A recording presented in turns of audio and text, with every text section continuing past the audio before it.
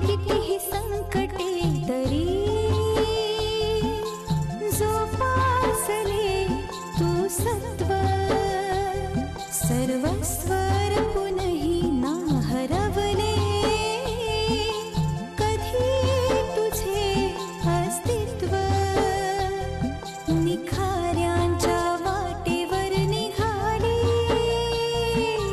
कर्तव्य दक्ष ही माऊली आदि माया तू दिव्य शक्ती तू तूच ग सुकन्याशी ही गुणाची धर्मकन्या गुणाची अशी ही धर्मकन्या.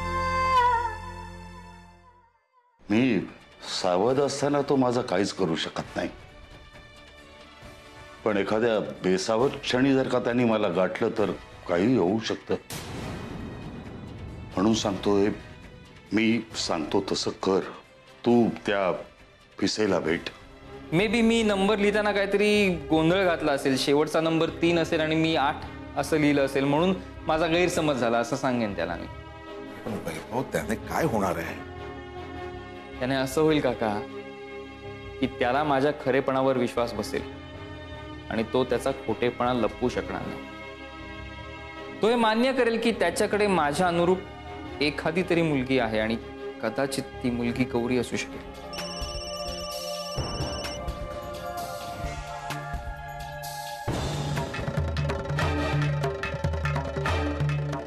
अनिकेतने फोन चालू केलाय. ताबडतोब पोलिसांना कळवायला हवं, म्हणजे त्याचं लोकेशन ट्रेस होईल.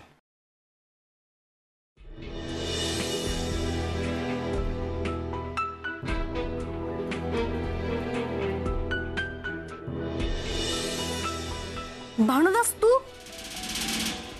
तुरुंगात होतास ना? पळून आलास? हे, मी कशाला पळून येऊ? आणि मी काय पळकुट आहे काय? आणि मी काही कुणाचा खून केला नाही जन्मठेप व्हायला. पोलिसांची चूक पोलिसांच्या लक्षात आली, तिला सोडून. अरे दिगवांना कुठे? कशा आहेत? तू काकांना त्रास देतोस म्हणून मी माझ्या घरी कायमस्वरूपी घेऊन गेली. कायमस्वरूपी? हो, कायमस्वरूपी. आत्ता आलं माझ्या लक्षात तुझा डाव. हा, दिगवांनाला मी तुमची काळजी घेते असं भासवायचं आणि सगळी प्रॉपर्टी त्यांची तुझ्या नावावर करून घ्यायची.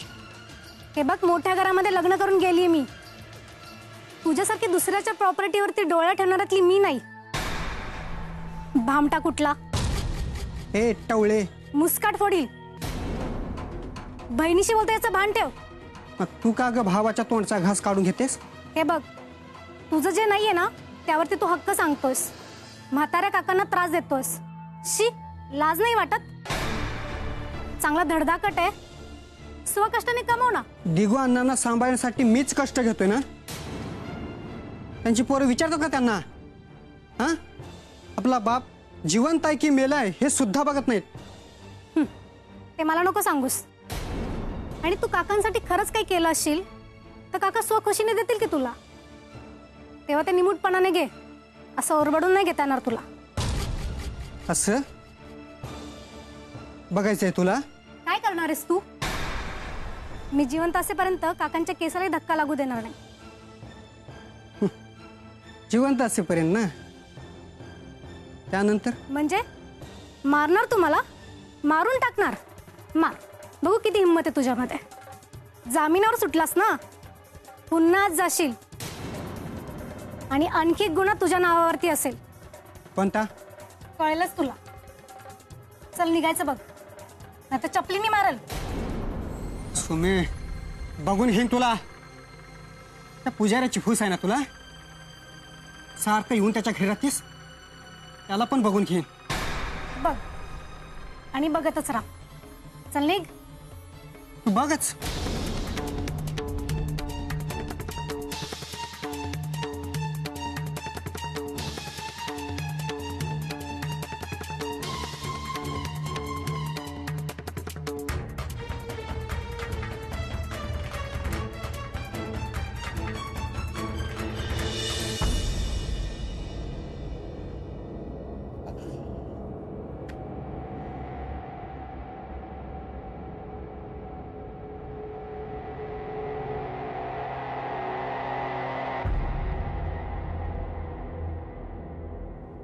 अनिकेत मला सांग, आपण लग्न कधी करतोय? म्हणजे काय लावलंय सारखं लग्न लग्न लग्न हा? म्हणजे अगं, अनिकेत, तू झोपेत काहीतरी बडबडत होतास. काय काय बडबड होतो? तू माझं नाव घेतलंस आणि म्हणालास की आणि काय काय काय म्हणालो? मला नाही त्याचा अर्थ लागला. हे बघ अनिकेत, तू मला सांग, आपण लग्न कधी करतोय? आणि नसशील सांगणार ना, तर मी आत्ताच्या आत्ता एकटी गावी चालली आहे. अशी कशी निघून असेल?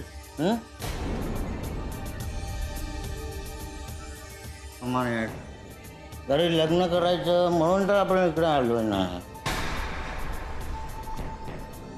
अनिकेत, मला भीती वाटते. कोणाची? अगं, मी समजू शकतो. काय म्हणते, इतके दिवस तू घर सोडून इकडे माझ्याबरोबर राहायचेस आणि आपण लग्नही करू शकत नाही आहोत म्हणून तू अस्वस्थ झालेस ना. एवढंच कारण नाहीये अनिकेत. मग अजून काय? मी नाही सांगू शकत आहे.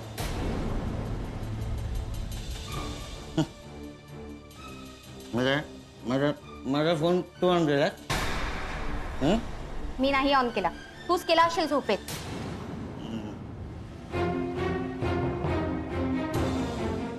बरं, पाणी पाणी पण डोकं जड झालंय. आणि हा लिंबू पाणी दे ना, खूप जड झालं डोकं.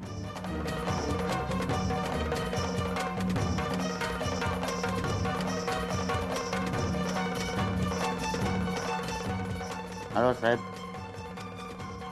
नाही साहेब, उद्यावरची ढकलू नका. आत्ताच्या आत्ता जी फ्लाईट मिळेल ती पकडून इकडे पोचा. अहो मुलीला डाऊट आलाय, डाऊट. साहेब नका करू असं. बघा, एकदा हे पाखरू उडून गेलं ना तर पुन्हा काय हे पाखरू आधार भेटणार नाही. अनिकेत, काय करणार आहेस तू माझं? साहेब, मी तुम्हाला 5 मिनिटात फोन करतो. 5 मिनिट. काय करणार? काय? अनिकेत, मला गावी जायचंय. येडे का तू? नाही सोडणार. नाही सोडणार म्हणजे मी जाणार आहे. कशाने झाले तू?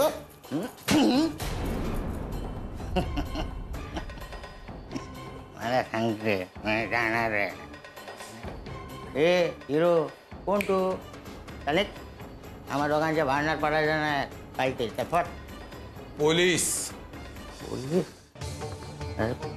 पोलिसांना बोलत काय? अरे साहेब, माझी गोष्ट आहे का? कुठं पळशील? चारी बाजूनी पोलिसांना घेरले तुला. ओठ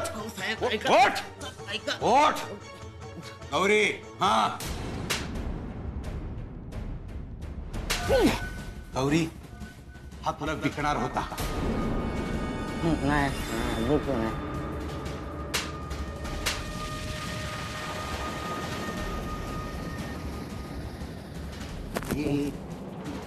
हवालदार, त्याला ताब्यात घ्या.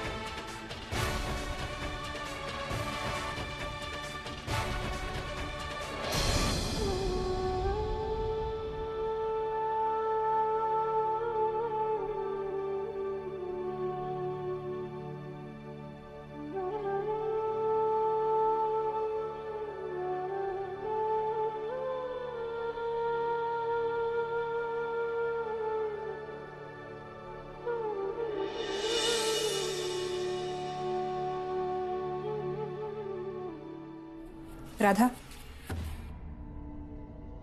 राधा, कॉफी. थँक्स. राधा, मला तुझ्या चेहऱ्यावर अजूनही काळजी दिसते. अगं, नको एवढी काळजी करूस. हे बघ, आता हे सगळेजण गौरीला शोधायला गेलेत की नाही? मग बघ तू, आज गौरी नक्की घरी येईल. नको काळजी करूस. अगं, मला ना वेगळीच काळजी वाटते. कशाची? म्हणजे अप्पांच्या मनातली भीती खरी तर ठरणार नाही ना. म्हणजे अप्पा म्हणतात की कोर्ट कचेरी झाली ना तर गौरीचं जगणं मुश्किल होऊन तिचं लग्न जमणं खूप कठीण होऊन बसेल. अगं, मी ठेंगणी आहे, ठुसकी आहे म्हणून माझं लग्न जमत नाही ना, हे समजू शकते ग मी. पण गौरीचं असं नाहीये ग. ती खूप सुरेख आहे आणि जर या कारणामुळे तिचं लग्न नाही होऊ शकलं तर किती वाईट आहे. अगं राधा, आणि मला जास्त वाईट वाटतंय ना ते आई अप्पांचं. काय नशीब म्हणावं ग त्यांचं. म्हणजे पाठोपाठ 2 मुली झाल्या आणि जर दोघींचीही लग्न नाही झाली तर समाजात केवढी नालस्ती होईल त्यांची. राधा, अगं राधा, तू नको काळजी करूस. मी तुला एक सांगू? अगं, चुकतो तो माणूस, आणि जो माणूस त्याच्या चुका पोटात घेतो, त्याला ओळखतो आणि त्याच्या जगण्याला नवी उभारी देतो ना, तो देव माणूस. असा देव माणूस प्रत्येकाच्या आयुष्यात येतो ग. तसा तो आपल्या गौरीच्या आयुष्यात सुद्धा नक्की येईल. बघ तू, गौरीचं लग्न होईल, सगळं सगळं छान होईल. खरंच खरंच ग, किती छान बोललीस तू. तुझ्या बोलण्याने खरंच धीर आला मला. एक मिनिट. हा,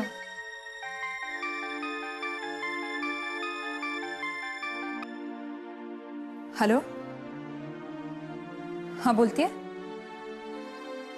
हा, काय? हो, ओके ओके. अगं, आपल्या गौरीची सुटका झालीये. ती येते इकडे. खरंच? हो.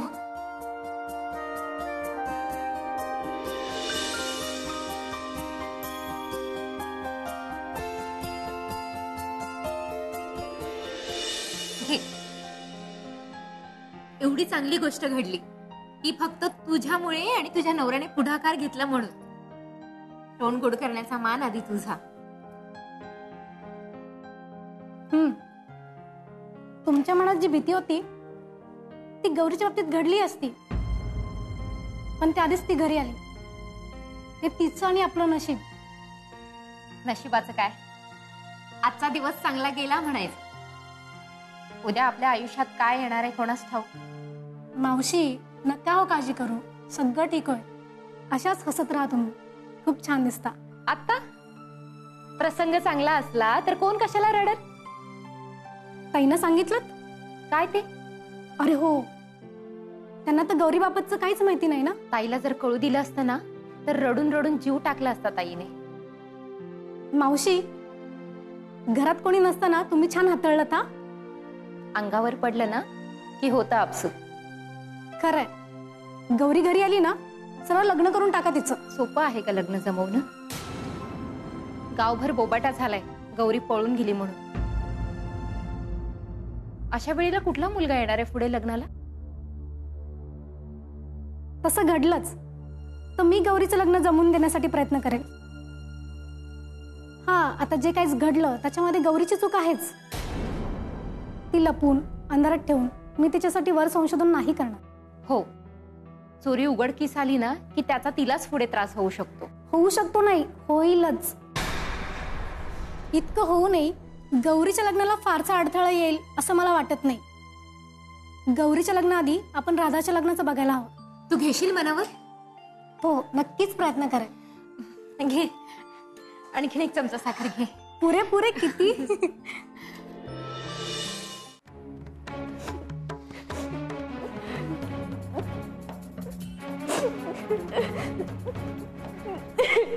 रड, आणखी रड. त्या अनिकेत सोबत पळून गेलीस तर तुझ्या काळजीने हे तुझ्या आईबापाचं काय झालं असेल या विचारानं तुला रडू नाही आलं? आता रडतेस ती? बाबा प्लीज, अहो तिला धक्का बसलाय आणि तिने जे काही केलंय त्याचा पश्चाताप सुद्धा झालाय तिला. हो का? धक्का बसलाय, पश्चाताप झालाय, आणखी काय झालंय? हा आरती झालीच असेल ना तर बदनामी झालीये. रमाकांत पुजारी आतापर्यंत दुसऱ्यांच्या मुलांची लग्न विधिवत लावत आला, त्याचीच मुलगी लग्नाचं आमिष दाखवलं म्हणून दुसऱ्या बरोबर पळून जाते. बाबा, बाबा चुकले मी. नाही ग, तू नाही चुकलीस, मीच चुकलो. मर्तिकाचं कार्य करणारा ब्राह्मण मी. दुसऱ्यांची लग्न लावण्याचा अधिकार शास्त्रानं मला दिला नसतानाही त्याच पापाचं फळ मिळतंय मला आणि माझ्या कुटुंबाला. बाबा हो काय बोलताय तुम्ही? असं काही नसतं, हे विचार जुने झाले आता. हे बघ आरती, हे असं बोलून ना फक्त आपण आपली स्वतःची समजूत घालून घेतो बस. आता मला एक सांग, हिचं काय करू मी? हा, कुठल्या तोंडाने ह्या गावाला घेऊन जाऊ? बाबा मी काय म्हणते, ती या धक्क्यातून सावरेपर्यंत तिला माझ्या बरोबर राहू दे ना इथे. हो म्हणजे ती आता ज्या अवस्थेत आहे त्यातून बाहेर पडण्यासाठी तिला काउन्सिलिंगची गरज आहे. ते काय असतं? काउन्सिलिंग म्हणजे हा, समजलं. म्हणजे हिने पुन्हा चूक करू नये म्हणून हिला उपदेशाचे ढोस पाजणार ना? नाही, नको. गावाला हिची आई आधीच जीवाला घोर लावून बसलीये.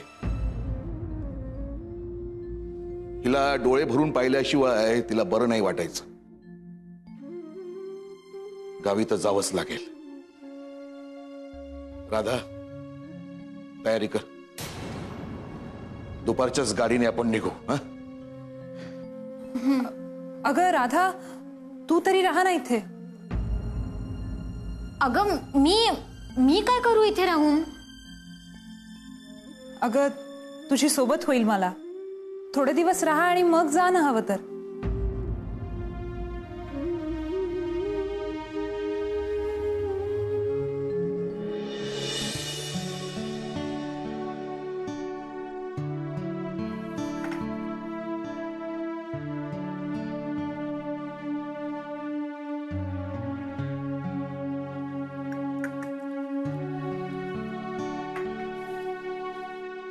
बोला वहिनी. काय बोलू म्हणजे कसं सांगू कळत नाहीये मला. बहिणी, तुम्ही आरती, रणजित माझ्याकडे आलेलं विश्वनाथला चालत नाही. त्यामुळे प्रत्यक्ष भेटून बोलण्याजोगं काही असेल त्याच वेळी आपण भेटायचं असं आपलं ठरलं होतं. म्हणूनच तर आले आहे ना. हो, मग संकोच का करताय? बोला, काय झालं?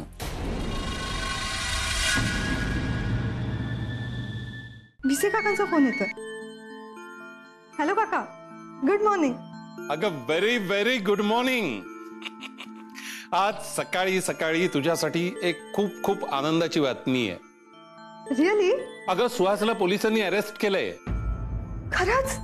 अगं नुसतं ताब्यातच नाही घेतलंय, पोपटासारखा बोलता गेलाय त्याला. कबूल आहे, माझ्या वकिलांकडनं तिने नोकरी सोडली आणि स्वतःची प्रॅक्टिस चालू केली. अरे म्हणून काय झालं? आरती माझी मुलगी आहे हे ठाऊक नाही तिला. साहेबांच्या विरोधात जाऊन तिला कायदेशीर सल्ले दिले नाही पाहिजेत हे कळत नाही तिला.